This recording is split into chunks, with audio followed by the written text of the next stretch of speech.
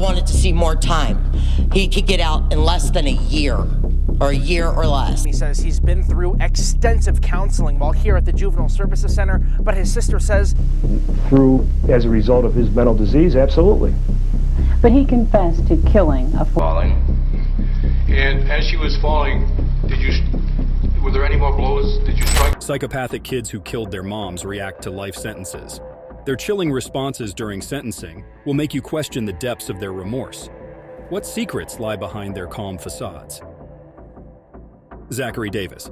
At just 15 years old, Zachary Davis used a sledgehammer to take his mother's life, showing no remorse and even smiling when talking about it. The shocking incident took a darker turn when he tried to set the house on fire, hoping to harm his brother too.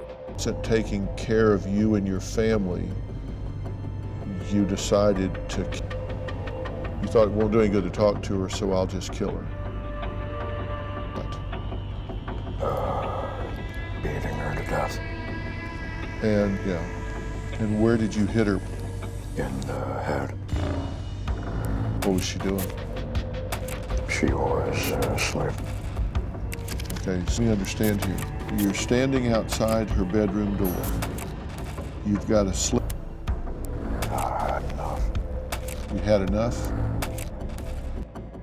Leaving a community in shock and searching for answers about the motive behind such a gruesome act. A.J. Armstrong. A.J. Armstrong, at just 16, faced serious accusations of slaying his parents in 2016. Despite being arrested and charged with capital slaying, 2 trials ended in mistrials, leaving uncertainties about his guilt. Throughout the legal proceedings, Armstrong insists on his innocence, alleging that his own brother framed him. The complex case raises questions about the accuracy of the charges and the need for further investigation to uncover the truth behind the tragic events. Chad Derman. Chad Derman faced serious charges of aggravated slaying for shooting and killing his 3 young sons. He was arrested at the scene and later charged with 3 counts of aggravated slaying. However, the legal process experienced delays, and ongoing legal activities were taking place. The tragic incident unfolded when police responded to a shooting, finding Chad Derman sitting on a step outside his residence. Arthur Labinjo Hughes.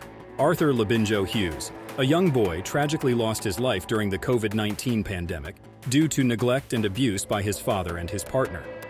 Over several months, Arthur endured unimaginable torture, facing malnourishment, salt poisoning, and numerous bruises.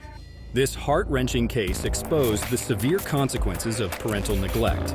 Fortunately, justice was served as both parents were convicted and sentenced to prison for the slaying and manslaughter of Arthur. Isabella Guzman. In 2013, Isabella Guzman, facing behavioral issues and mental health struggles, tragically stabbed her mother about 79 times.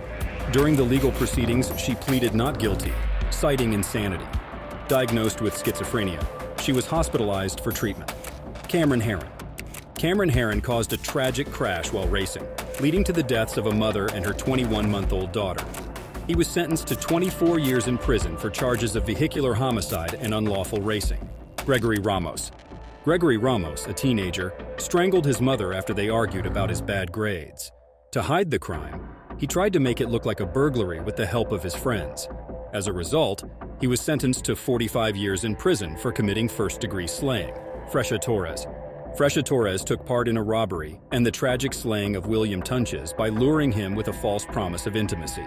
As a consequence, she received a life sentence in prison. Antonio Barao, a teenager, was sentenced to life in prison with a chance of parole after 36 years for brutally slaying his great-grandmother. T.J. Lane. In 2012, T.J. Lane shocked Chardon High School by carrying out a shooting spree, which tragically claimed the lives of 3 students.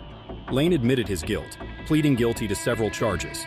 As a consequence, he was handed 3 consecutive life sentences without the possibility of parole. Desiree Strickland. Desiree Strickland pleaded guilty to conspiring in the slaying of Job Corps student Hosea Mayagado. She admitted to being involved in the crime but avoided additional charges for slaying and battery on officers. Strickland took a plea deal, which means she accepted responsibility for her role in the incident. She may serve a reduced sentence and is expected to testify against others involved.